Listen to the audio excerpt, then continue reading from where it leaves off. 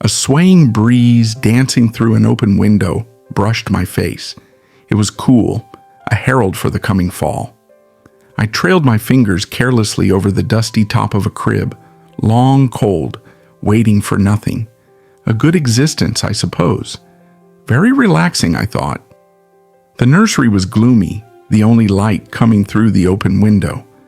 The lights had shut off a while ago now, but the electrician had not picked up any of my calls. Perks of being in the country, I mused sarcastically, when I heard little steps on the old stairs. As I turned sharply towards the graying nursery door, a bumbling golden-haired girl dressed in a checkered tunic and holding a rag doll wobbled into the room. "Who are you? What are you doing in my house?" I asked, shuddering and making a face, but the wind seemingly took my words away as the child continued her tour of the pale pink room without giving me notice. Why was a child in my house? I lived alone, out in the country where no one visited me except this little girl, it seemed. Too much crying, too many graphing hands were weaved into my last memory of children in this house for me to stand for this little child being here, helpless as she was. Whisking in front of the child, I said in the most authoritative voice I could muster, "Out, child, out of my house." This time the child seemed to notice me, as she had fallen with a plum on her bottom and looked up at me with milk chocolate eyes. "Coo," she said. "Coo, back," I replied. She giggled a bubbly giggle.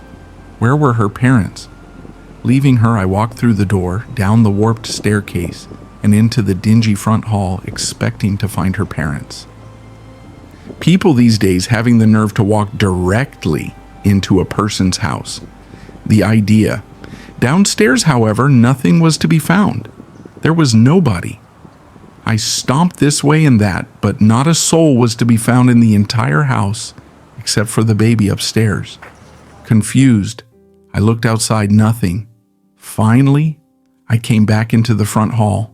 My foot tapped as my head swiveled this way and that, but the only sound was the tall, dying grass scratching and bending against each other outdoors. What in tarnation? But even if someone was calling for her outside, the wind across the prairie would take their voice up to the vultures above. A tiny brown spider spun down in front of my wrinkled brows. Something must be done about this child. I blew towards the spiders to shoo it away, but it didn't move.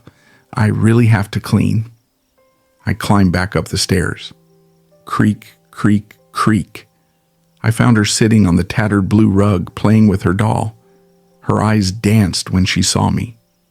With an effort for her new frame, she stood and started her wobbling walk towards me. Hands were extended. Uppies. No, I don't like children. This was a lie. I had had 4. Uppies, she said more urgently as her hands tried to grasp my dress, dropping her doll. My face fell, as again I said, no.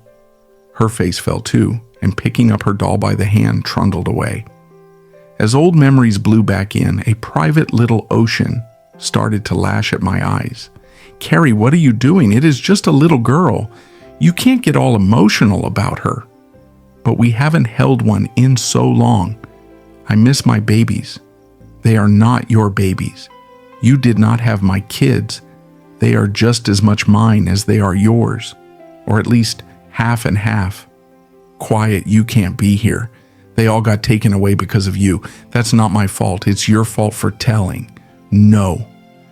I pushed them both out of my head. On the edge of the stairs, the child was tittering, about to fall.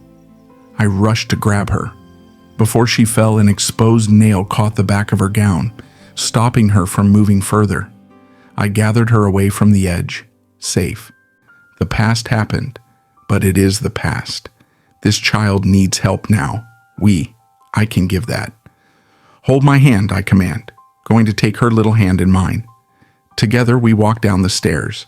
There doesn't seem to be any parents around. I'll have to call the police. Squatting sourly on the chipped kitchen counter, the old telephone was in need of a dusting. I really do have to clean. Blowing off the dust and swiping off the webs, I balanced the telephone on my shoulder and placed the call with my free hand. Shoo-shing, shing, shing. but a buzzer was in my ear. Really? Even the phone is out. I close my eyes, take a breath, and look down. As compensation for her intrusion, she seemed to be offering up her doll. Setting down the phone, I sit on my heels and look deep into her eyes. I don't know what to do. I tell her deep, "Your parents are missing, the phone is dead, and I do not have a car to take you anywhere." Gurgle. What am I to do? I purse my lips. "What's your name? Do you know your mommy or daddy's name?" "Coo." I sigh. Then I hear a desperate voice. "Rosie, Rosie, where are you? Rosie!" The parents. I stand up. Rosie turns and looks toward the sound of her parents' voices. "In here!"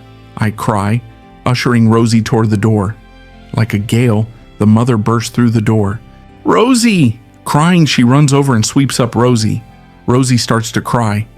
"I tried to find you," I tried to explain, "but I couldn't. The phones were dead. Everything went wrong." But wind again seemed to blow in through the door, smothering my words. Again, I was not taken notice of, and the mother turned away.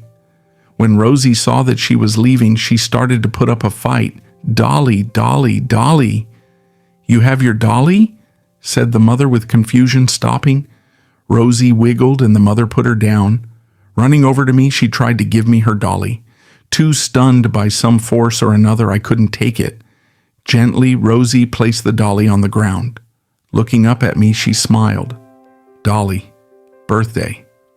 The salt from my sea stings my eyes too much, and water drips down. Suddenly, in a flash, the mother snatches Rosie away and bolts out the door. I am left alone. My hand reaches ever so slightly out, then back. The house is gloomy. The life that once was in it was blown out. It's just us again. I sigh, just us. Later in the day, news anchormen swarmed the house. Pictures were being taken of the kitchen floor, the dolly, and the nursery. "And the water just appeared on the floor?" asked the red-lipped reporter. "Yes. Just after she offered her dolly to nothing, they appeared," answered Rosie's mother, Alice. "Thank you for your time." Then turning to the camera, what started as a simple picnic with her daughter soon ended with a scare.